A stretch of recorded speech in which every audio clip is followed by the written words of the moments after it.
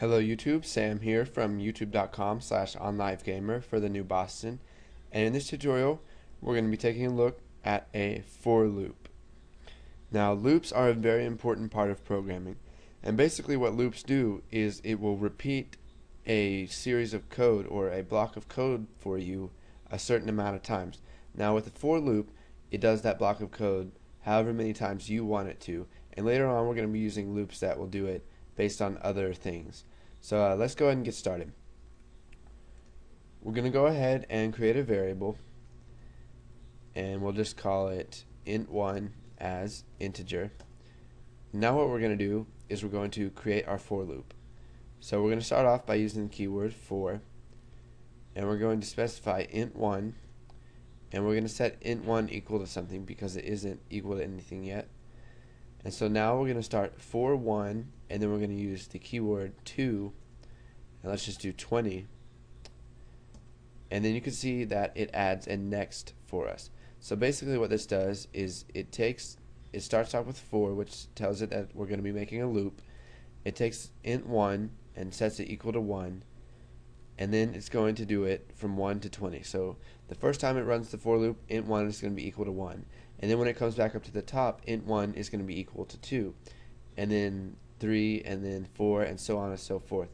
So int1 is going to go all the way up to 20, and then once it hits 20, it'll run the code, the for loop one more time, and then once it's equal to 21, it's not going to do the for loop again. So to demonstrate this, I will just type console.writeLine int1 is equal to, and then we're just going to go ahead and use our and sign, and we're going to type int1. So basically what this does is it says int1 is equal to, and then takes the current value of int1. Because we don't know what int1 is equal to, we're just going to put the variable name there. So now we're going to do console.readLine, and if we run this, you can see that it says int1 is equal to 1, int1 is equal to 2, int1 is equal to 3, and it'll go all the way down until int1 is equal to 20. Now you can change this number up here to do the for loop as many times as you want. So we can even do it 100 times. And you can see that it has 100 lines right here. And it starts off with 1 and goes all the way up to 100. But here's one thing that will invalidate our for loop and keep it from running.